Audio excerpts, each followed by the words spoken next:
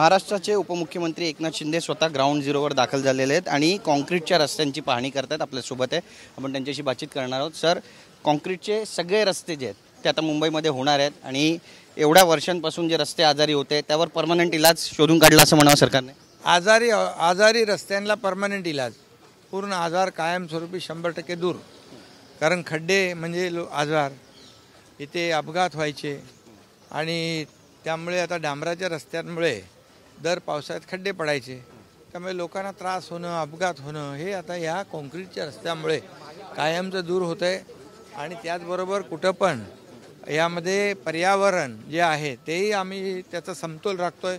ही एक मोठी पारसी कॉलनी आहे आणि इथले हे सगळे लोक जे आहेत हे लोक आज इथं स्वतःहून या झाडांचं जे काय आहे ते देखभाल करत आहेत आणि त्यांनी काही सजेशन दिलेले आहेत की इथं झाडं जी आहेत ते आणखी याचं प्लांटेशन मोठ्या प्रमाणात करू आणि जी झाडांची रूट्स आहेत ती देखील कुठं डॅमेज होता कामा नये आणि जी एक्झिस्टिंग झाडं आहेत ती मोठी झाली पाहिजेत आणि नवीन झाडं जी आहेत ती नवीन झाडं देखील आपण आपल्याला इथं वाढवायची आहेत आणि एक प्रकारचं एक पर्यावरणपूरक या ठिकाणी हे करायचं आहे। हा रस्ता जो आहे हा विशेष म्हणून मी यांना सांगितलं ग्रीन कॉरिडॉर एक तयार करा, इथं सगळं जे काय नॅचरल असलं पाहिजे आणि म्हणून ही जी झाडं आहेत जुनी तिथं वाचवणं आणि मोठी करणं, पण त्याच्यात आणखी नवीन झाडं या ठिकाणी आली पाहिजेत। कारण ही लोकं जी आहेत इथली ही झाडांवर पर्यावरणावर प्रेम करणारी आहेत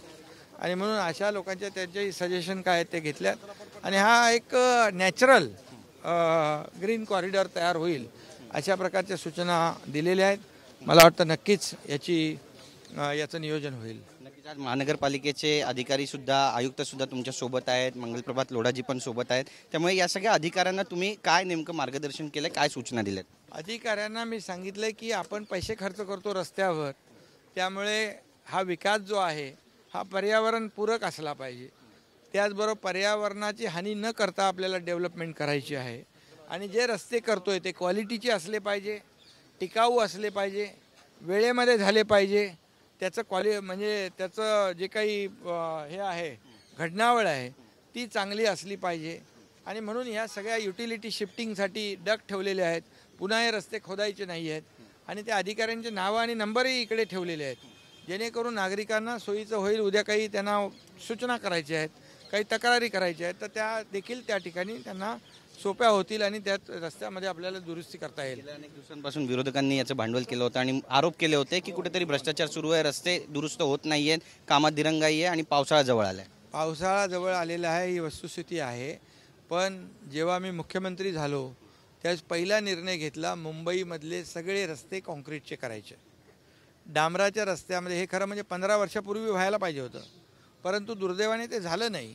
आता हे परमनंट आहे, 25-30 वर्ष खड्डा पडणार नाही आणि बाजूला जे पाणी साचेल त्याच्यासाठी ड्रेनची व्यवस्था पण केलेली आहे आणि म्हणून पाणी साचू नये रस्त्यावर याची देखील काळजी आपण घेतो आहे आणि जी काही ग्रीनरी आहे ही ग्रीनरी देखील कमी न होता वाढली पाहिजे याचं देखील आपण त्यामध्ये हे केलेलं आहे आणि जे कॉन्ट्रॅक्टर या कामामध्ये दिरंगाई करतील, जे क्वालिटीमध्ये कॉम्प्रोमाइज करतील त्यांच्यावर कारवाई केली जाईल। मला वाटतं कारवाई आपण एक कारवाई देखील केली, 3.5 कोटी दंडही लावला आहे आणि जे अधिकारी ज्यांची जबाबदारी आहे त्या अधिकाऱ्यांनी देखील चांगलं काम करून घेणं ही आपली जबाबदारी आहे। त्यामुळे त्यामध्ये देखील अधिकाऱ्यांनी चांगलं काम केलं तर अधिकाऱ्यांचा सन्मान करू आपण, पण दिरंगाई केली किंवा जी आपली जबाबदारी आहे कॉन्ट्रॅक्टरकडून काम चांगलं करून घेण्याची त्याच्यात कुठं जर दिरंगाई केली तर कारवाई होणार। खड्डेमुक्त मुंबई आणि भ्रष्टाचारमुक्त मुंबई असं म्हणतात। खड्डेमुक्त मुंबई तर पहिलं आपलं संकल्पना आहे आणि जो भ्रष्टाचार गेले अनेक वर्ष होत होता डांबरात रस्त्यात दुरुस्तीमध्ये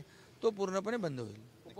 बातचीत केल्याबद्दल तर आपण पाहतोय आपली भूमिका मांडलेली आहे एकनाथ शिंदे यांनी आणि म्हटलेलं आहे की मुंबईला आता खड्डेमुक्त आणि भ्रष्टाचार मुक्त करायचं आहे, त्यासाठी स्वतः ग्राउंड झिरोवर ते उतरलेले आहेत। आज मुंबईच्या रस्त्यांची ठिकठिकाणी पाहणी करतात। कॅमेरा पर्सन प्रेम मात्रेसह गिरीश गायकवाड, TV9 मराठी, मुंबई।